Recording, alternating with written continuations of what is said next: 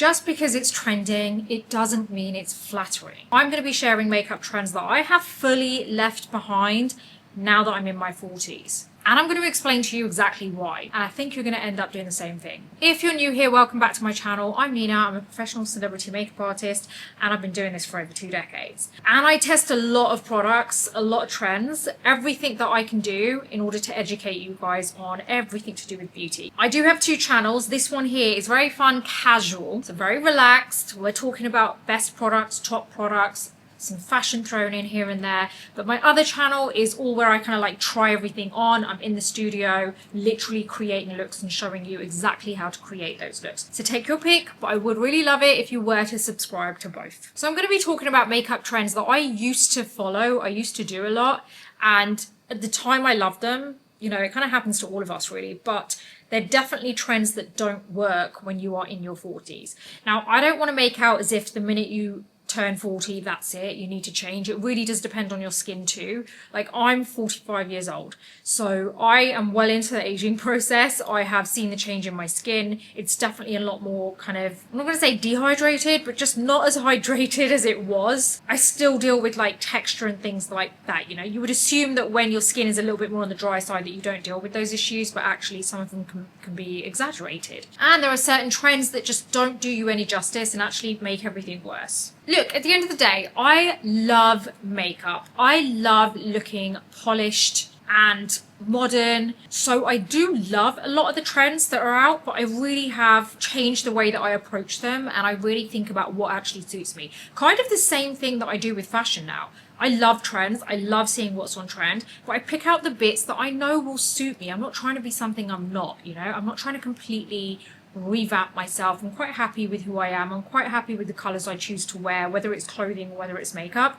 It's just about using them in very strategic, clever ways to create a different type of look, but nothing that is so kind of crazy, you know, like I'm not completely trying to transform myself. This is honestly just about evolving. I want to share with you what I'm doing that helps me to evolve with the times, but also helps me to like stick to my true self when it comes to beauty. So the first one that I'm definitely not doing anymore, and sometimes I do make the mistake of actually doing it without realizing, and usually it's because I am kind of anxious.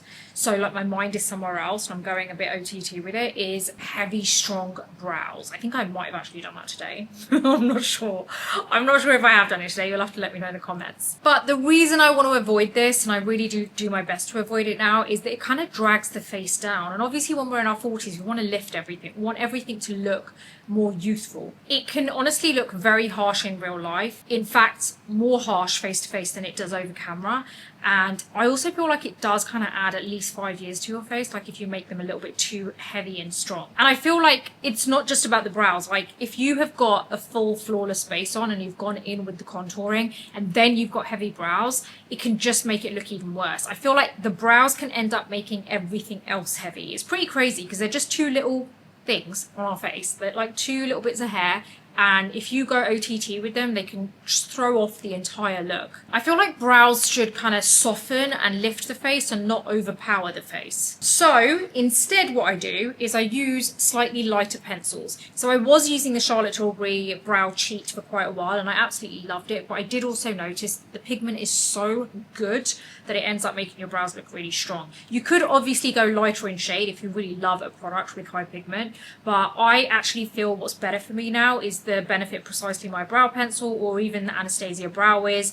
It really does depend on what your brows like. Like I have quite sparse brows, so I do need some level of pigment there to be able to kind of like give that 3-dimensional look and to like give the illusion of hair being in certain areas that it's not. So I do want to make sure it is something strong enough for that, but not so strong that it just looks drawn in. I definitely do have less definition on the front part of my brow now. I actually don't use the pencil there, I just use a pen, and then the rest of it I kind of shape.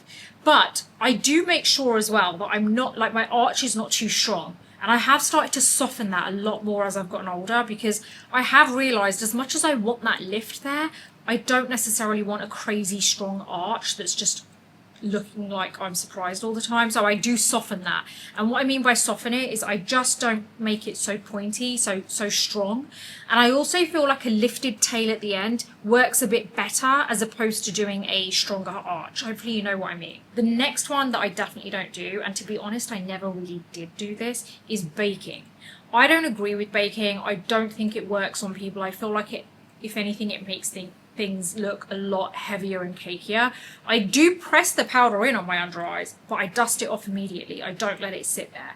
I do not know why people do this. I think they think it makes the makeup last longer, and in some cases, depending on your skin type, it probably does, but it also makes everything look very cakey, and it definitely enhances and exaggerates texture. So guys, if you are in your 40s, you know that's the one thing we don't want to do, exaggerate texture. So stay away from baking, because that is exactly what it's going to do. It ends up actually making your under eyes look drier, not smoother. Another one that I stay away from now, and I don't do as much, to be honest, it's not a case that I don't do it as much, I just soften it a lot more now, is over contouring the nose.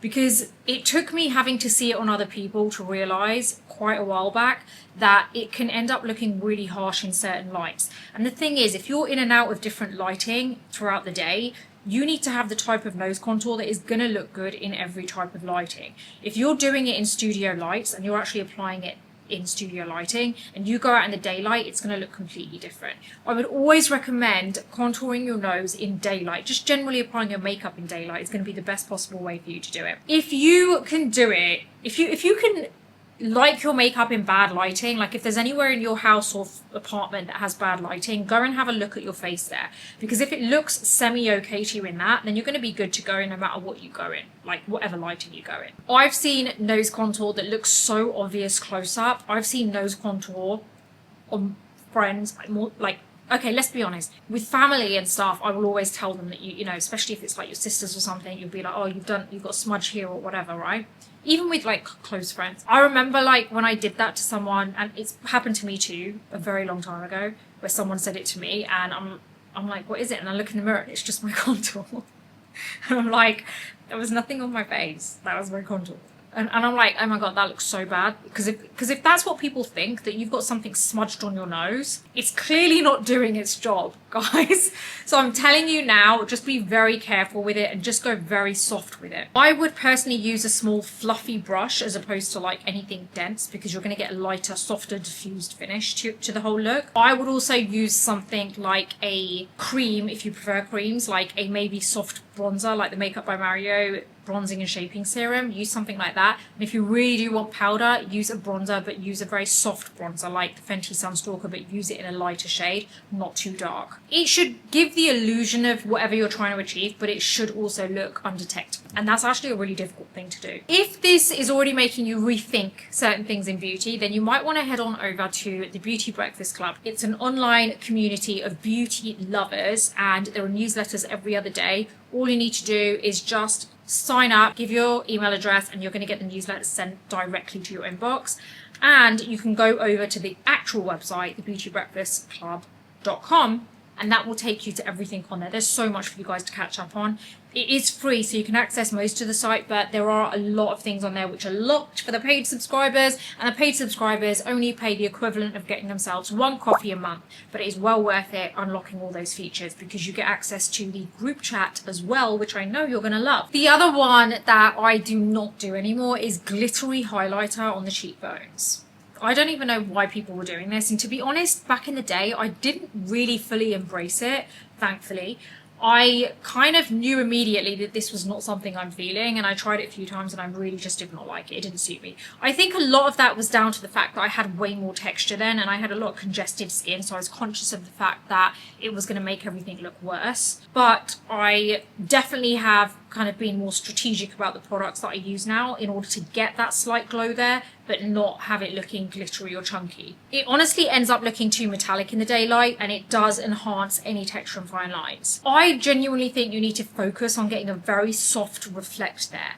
Not reflection, just a soft kind of like glow there, not like a sparkle or anything. That's not what you want. So be very clever about the kind of product you use. For example, the Surat Beauty liquid highlighter in Chi Chi is amazing, and I always use my fingers, by the way, because that can really lift off a lot of the makeup. Like if you apply it with a brush, it can end up lifting it off because you're using a cream product and it's going to lift off whatever's underneath. So I would highly recommend using your finger, really dab into the product and then pat as much of it off on your hand before going onto your face, and then just like lightly pat it on top, and then that should be enough. Or you could use the back of a beauty blender. This next one I did do for a little while, but I very quickly stopped doing it because I think I saw a picture of myself and I was like, oh no, no, that's not working. It's very thick bottom lash mascara. It just does not work. Especially when you are older, it just looks too much. The only way that I can explain this to you is everything, and I mean everything, needs to soften up on your face.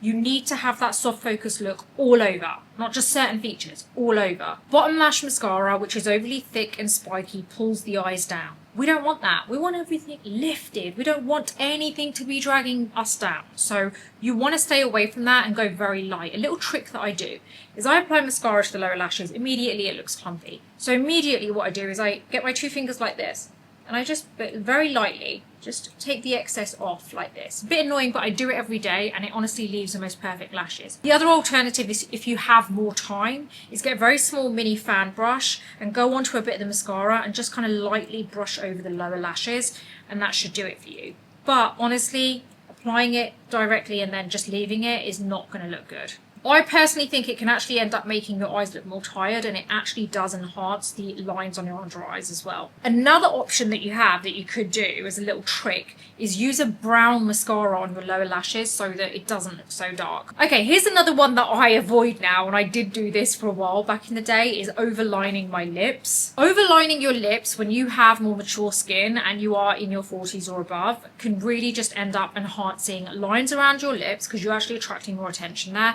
And it really doesn't look natural at all. And it's really obvious where your lip line is if you've overdrawn it a lot.